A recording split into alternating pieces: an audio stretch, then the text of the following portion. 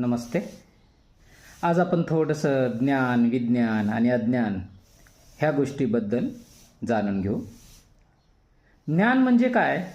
अनुभवजन्यम ज्ञानम.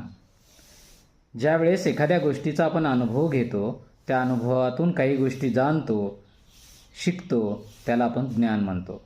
आणि ज्यावेळेस हेच अनुभव वारंवार आपण घेत राहतो, त्यावेळेस आपल्याला त्याच्यामध्ये एक वैशिष्ट्य किंवा सिस्टमॅटिकपणा कळतो आणि त्याच्या मागचं आपल्याला विज्ञान लक्षात यायला लागतं.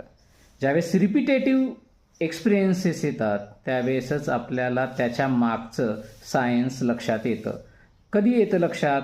जर त्याच्यापासून आपण काही गोष्टी ज्ञात करून घेतल्या, समजून घेतल्या तरच. ज्ञान आणि विज्ञान ह्या एकाच नाण्याच्या दोन बाजू आहेत. कारण विज्ञानाशिवाय ज्ञान नाही.